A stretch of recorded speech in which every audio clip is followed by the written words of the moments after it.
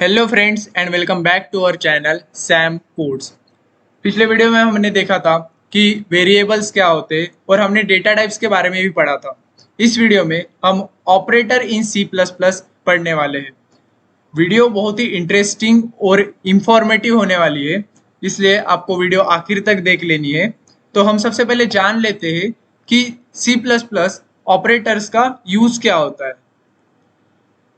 तो C++ operators are used to perform operations on variables and values।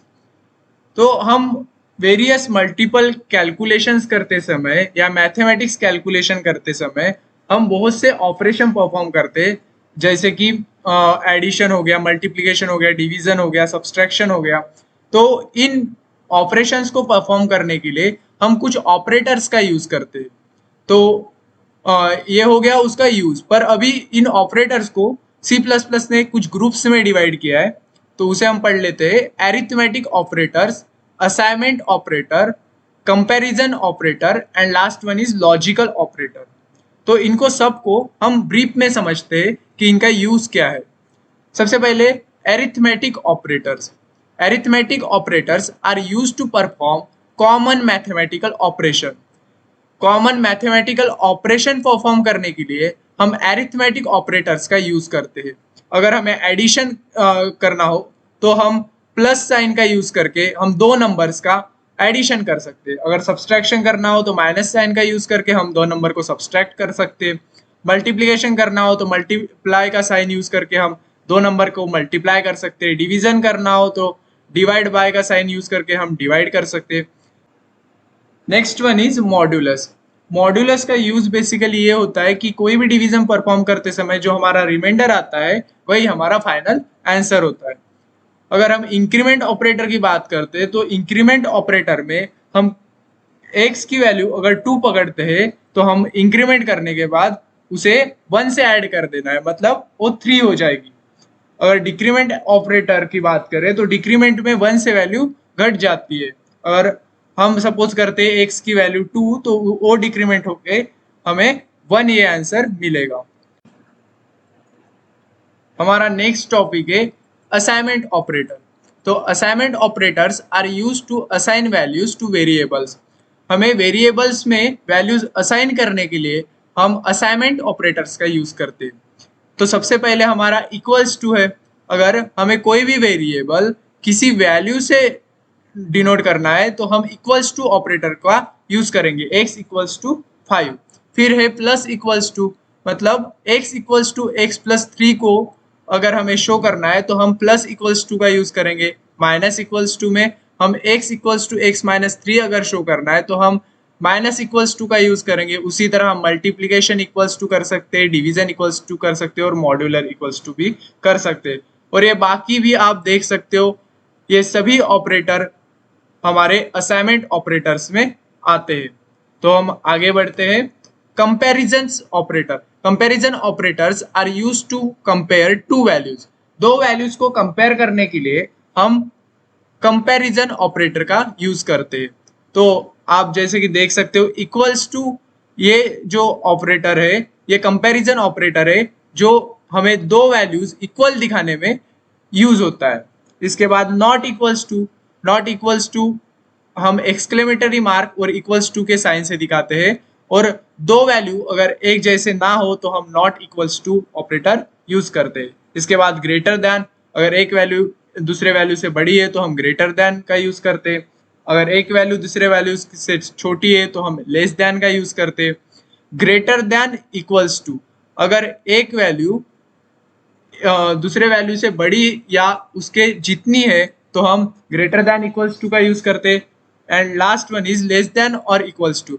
और एक value दूसरे वैल्यू से छोटी है या उसके इक्वल है तो हम लेस देन इक्वल्स टू का यूज करते हैं। Our last operator is logical operator.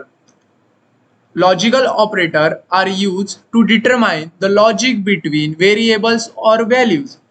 अगर किसी भी वेरिएबल और वैल्यूज में अगर लॉजिक डिटरमाइन करना है तो हम लॉजिकल ऑपरेटर्स का यूज करते हैं।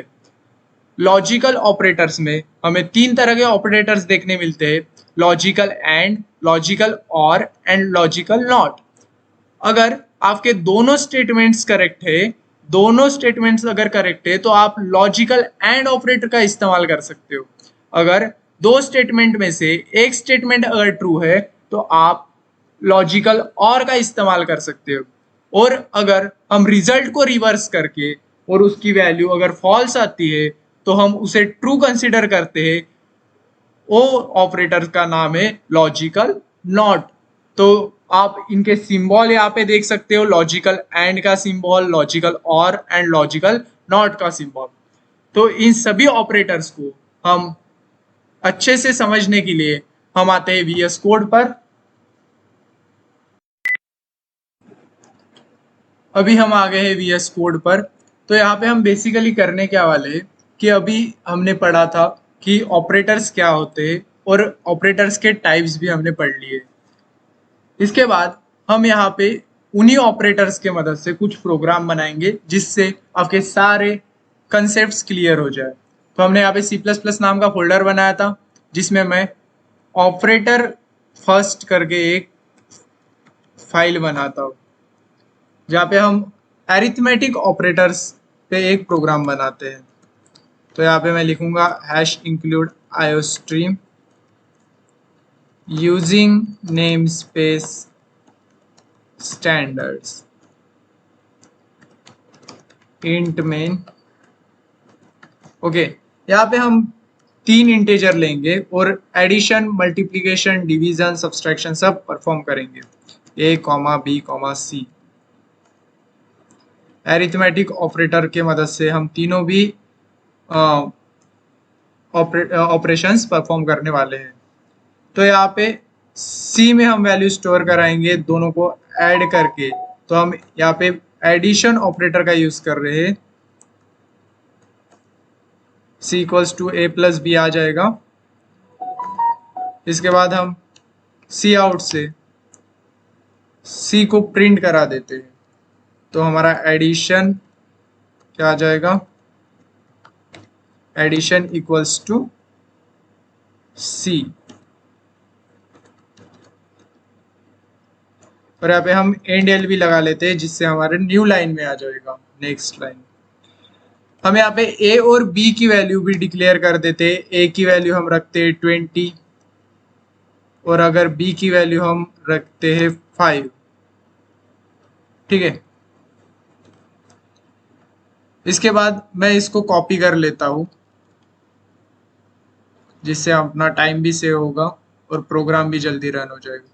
तो इसको कॉपी कर लेते हैं और यहाँ पे पेस्ट करते, पेस्ट, अगेन पेस्ट। इसके बाद हम यहाँ पे साइन चेंज करेंगे, यहाँ पे माइनस लगाएंगे और यहाँ पे लिखेंगे सब्सट्रैक्शन। तो यहाँ पे हम सब्सट्रैक्शन ऑपरेटर का यूज कर रहे हैं। इसके बाद हम मल्टीप्लिकेशन ऑपरेटर का यूज करेंगे।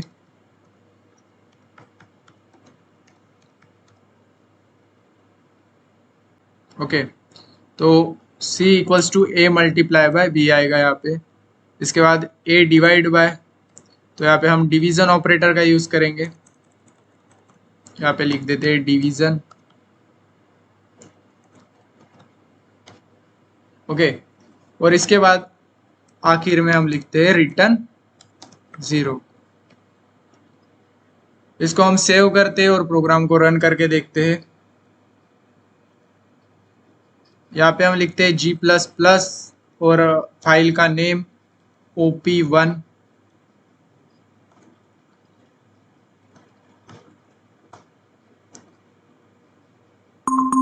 तो यहाँ पे हमारा प्रोग्राम रन हो चुका है। A की वैल्यू हमने रखी थी 20 और B की वैल्यू रखी थी 5। अगर हम इन दोनों को ऐड करते हैं तो हमें मिलता है 25। अगर सब्ट्रैक्ट करते हैं तो हमें मिलता है 15। और मल्टीप्लाई करते हैं तो हमें मिलता है 100 और डिवाइड करते हैं तो हमें मिलता है 4। तो हमारा प्रोग्राम सक्सेसफुली रन हो चुका है। इसके बाद हमारा नेक्स्ट ऑपरेटर है असाइनमेंट ऑपरेटर। तो असाइनमेंट ऑपरेटर के लिए मैं सेकंड फाइल क्रिएट करता हूँ op2.cpp। यहाँ पे भी हमारा स्टार्टिंग का जो पार्ट है वो सेम रहेगा, इसलिए मैं यहाँ से कॉपी कर लेता हूँ और यहाँ पे पेस्ट कर लेता हूँ जिससे हमारा टाइम सेव हो सके। ठीक है, यहाँ पे हम लेंगे इंटेजर ए जिसकी वैल्यू लेंगे 20। ओके, ए की वैल्यू मैंने 20 ले ली है। इसके बाद सी को भी इंटेजर में डाल देता हूँ। ठीक है, और यहाँ पे c इक्वल्स टू ए करेंगे और इसको प्रिंट कराएंगे सबसे पहले सी आउट इक्वल्स टू ऑपरेटर के मदद से। इक्वल्स टू ऑपरेटर आ जाएगा यहाँ पे, और यहाँ पे सी को प्रिंट करा देंगे। इसके बाद एंड एल। इसी तरह हम बाकी भी ऑपरेटर्स, बाकी कुछ ऑपरेटर्स की मदद से हम यहाँ पे प्रिंट करेंगे। तो इसको कॉपी कर लेता हूँ फिलहाल। ठीक है, इसके बाद हम 3-4 ऑपरेटर यहाँ पे यूज करेंगे। यहाँ पे मैं लिख देता हूँ रिटर्न 0। तो हमारा c इक्वल्स टू ए हो चुका है। इसके बाद हमारा आएगा c plus equals to A. यहाँ पे भी हम प्रिंट करा देंगे c plus equals to A. बाद में आएगा c minus equals to A, c minus equals to A, c multiply equals to A. यहाँ पे भी हम लिख लेंगे c multiply equals to A. इसके बाद c divide equals to a। Divide की जगह हम मॉड्यूलर डिवीजन यूज कर लेंगे। ठीक है, मतलब कुछ अलग होगा। तो c modular division equals to a। तो अभी हम इसे रन करके देखते हैं। टर्मिनल्स में जाके न्यू टर्मिनल्स लेते हैं। ठीक है, g प्लस प्लस OP2। तो यहाँ पे हमारा प्रोग्राम सक्सेसफुली रन हो चुका है। इसके बाद हमारा नेक्स्ट जो ऑपरेटर है वो है कंडीशनल ऑपरेटर। तो इसके लिए हम OP3 नाम की एक न्यू फाइल क्रिएट करते हैं। अभी हम यहाँ पे एक प्रोग्राम लिखेंगे #include iostream using namespace standards int main। ठीक है, यहाँ पे मैं 2 इंटेजर लेता हूँ int a। एक की वैल्यू असाइन करता हूँ 20 और b की वैल्यू असाइन करता हूँ 10। ओके, इसको भी मैं इंटेजर्स डेटा टाइप में डाल देता हूँ। इसके बाद हम ऑपरेटर का यूज करेंगे, कंडीशनल ऑपरेटर का। If a equals to b, अगर a और b की वैल्यू सेम है तो हमें प्रिंट करना चाहिए C out both a and b। Sorry, यहाँ पे बॉट हो गया है। Both a and b are equal values.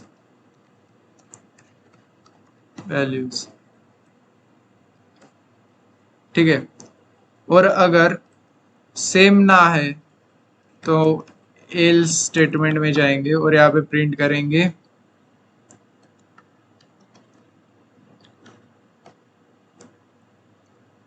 Both a and b are not equal values. ठीक है, इस तरह आएगा। इसके बाद हम और एक कंडीशनल स्टेटमेंट लेते हैं, if a is less than b। तो यहाँ पे हमें प्रिंट करना चाहिए C out a is less than b। ठीक है,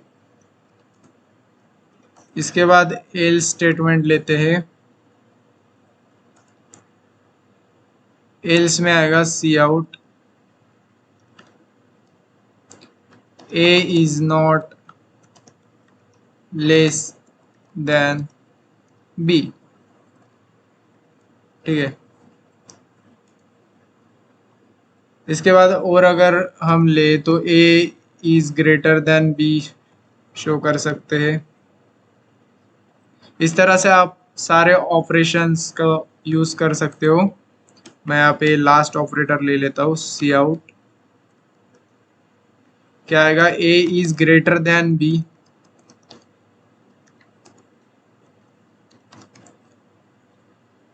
अगर ए अगर बी से बड़ा ना हुआ, ठीक है, तो यहाँ पे हमें क्या शो करना चाहिए कि सी आउट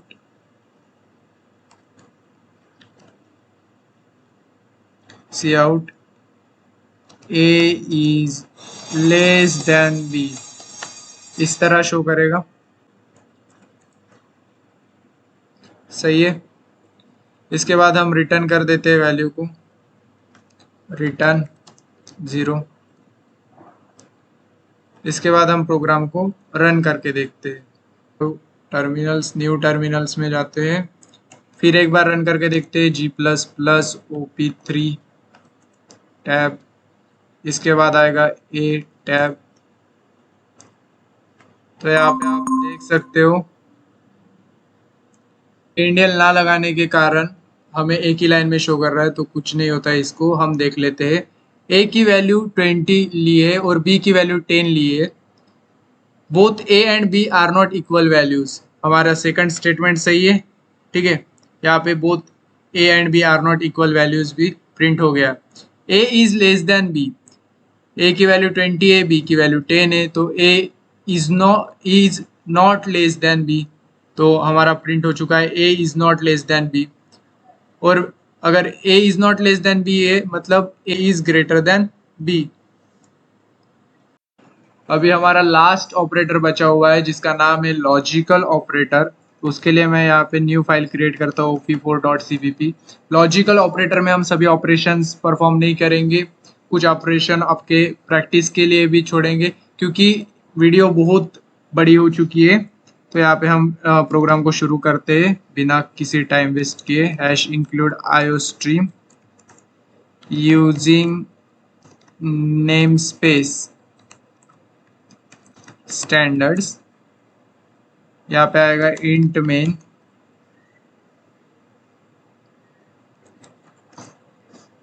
और यहाँ पे मैं एक इंटेजर डिक्लेयर कर देता हूँ ए और बी को, जहाँ पे ए की वैल्यू हम असाइन करेंगे 10 और बी की वैल्यू हम असाइन करेंगे 5। इसके बाद हम इफ स्टेटमेंट का यूज करेंगे। If A is greater than B, अब यहाँ पे हम एंड ऑपरेटर का यूज कर रहे हैं, and B is less than 7। ठीक है, इसके बाद हमें लिखना है सी आउट, क्या रिटर्न होना चाहिए, लॉजिकल एक्सप्रेशन रिटर्न ट्रू। हमें ट्रू रिटर्न होना चाहिए कि लॉजिक एक्सप्रेशन हमारा सही है। यहाँ पे हम /n लगा लेते हैं और इसके बाद हम एल्स स्टेटमेंट पे आते हैं। एल्स में C out logical expression is return false. यहाँ पे हमें फॉल्स रिटर्न होना चाहिए।